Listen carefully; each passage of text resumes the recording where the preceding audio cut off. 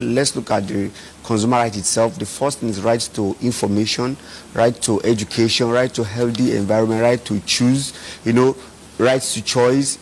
And these rights are things that Nigerians are supposed to know. So these are supposed to come forward, especially right to information, right to education, so that people will know about what they want to consume. And that's what we discussed, that most terms and conditions are hidden and people are not educated and not well informed about what they consume. And this brings about breach in business, because what you expect is not what you get in the long run. And when you want to complain, it becomes a serious problem again. You also mentioned about how people can be consumers can be much more protected. You rightly mentioned FCCPC. FCCPC are one agency that is doing well, but how many people can they cater for?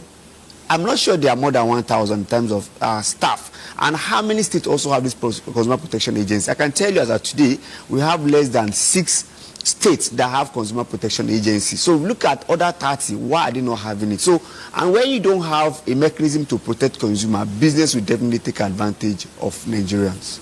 All right, we've seen cases where consumers have been misled by false advertising or deceptive marketing practices. Can you tell us some common misconceptions consumers have about their rights and how this can be addressed? Right. The first concern we have is the end result. When you make a complaint, what happened thereafter?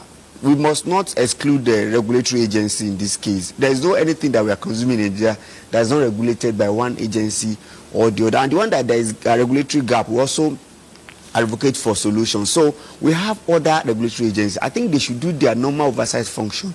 And when people escalate troubles to them, they must also look for solutions. I can give you a good example. When I have breach challenges in terms of financial issue that has to do with bank, the regulatory body, which is now CBN, will say, go to your bank first. And when I go to the bank, we expect the bank to escalate. But we are saying, no, change that pattern. When we complain to bank, give bank 5 days and let it be automatic that you also pick the complaint and to be escalated and our problem will be solved. I think that's what we should. So the regulatory agency need to do more to protect Nigerians. They must not be on the side of the organization they are trying to regulate. All right. With the rise of online shopping, product safety has become a major concern. For instance, the FCCPC reported a 30% increase in consumer complaints in 2022. How can Nigerian consumers stay informed about product safety and standards when shopping online? Right. I think it's gladdening that you mentioned online. This is where Nigerians suffered the more. I think there's a regulatory gap in that area. So would you know if it's NITDA, if it is CBN, or if it is, FCCPC has to even go a long way to create a framework for loan sharks. You remember that loan sharks? I can also tell you, even myself and others, I've suffered what we call phishing. Phishing simply means when you have a clone website and Nigerians will purchase things from there. The third day you discover that that site will be disappear. We also see different way that when you order for something, what you receive is actually different. So a lot of problem in their side. We think government should come and fix that regulatory gap. Is that there is a small agency, because those people that are doing that, they are in the cloud, and government has to do more to also be in the cloud with them. So we are advocating that there should be a separate agency that will look at e-commerce platform and monitor it as it's supposed to. Because you should not launch a website in a country like Nigeria. You should not launch an e-commerce platform in a country like Nigeria. Nobody knows when it is launched and who is actually monitoring. I think that's where we suffer more these days in Nigeria. The recent NAFDAC raiding, about which uncovered a large-scale operation producing and selling fake carbonated drinks, highlights the ongoing challenge of counterfeiting in Nigeria.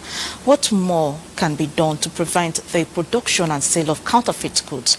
And how can consumers be better protected from the health risks associated with these products? Right. Well, to be candid, I think NAFDAC, among other agencies, they are doing their part. But where we have challenges is that states has to have their own agency, because NAFDAC cannot be everywhere. And when states, those things are perpetuated in a particular state, like the recent one you talked about, it was particular state. So if there's an agency in that state also, they will be in collaboration with NAFDAC to make sure they bring these people, to book. If not, we need to have as much as protection as possible right from state. In fact, in some country, we have federal consumer protection as it is now, we have state, and we also have local government. So by the time we have all this, people will be catered for. We have about over 200 million people, and if you bring about all these agencies together, I'm not sure they are up to 500,000 to cater to this protection. So until we decipher a means whereby every state will have their own protection agency. Some states are actually doing, like I mentioned, 5, but I think the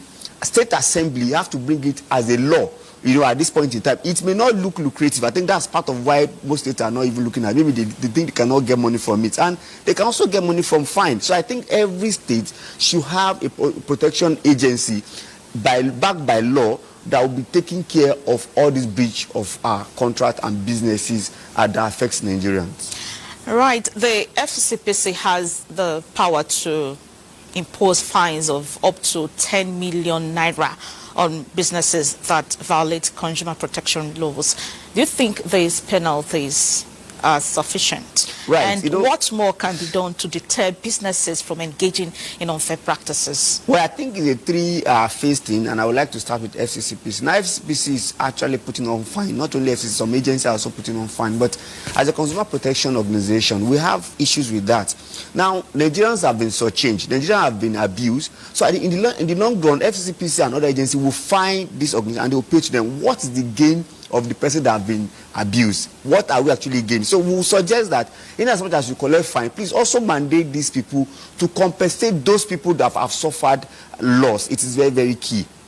And that thing is this: most agencies, we are telling consumers every now and then that please, any agency that is breaching our trust, we should just leave them and let's go to another people. Because by the time they lose these customers, by the time they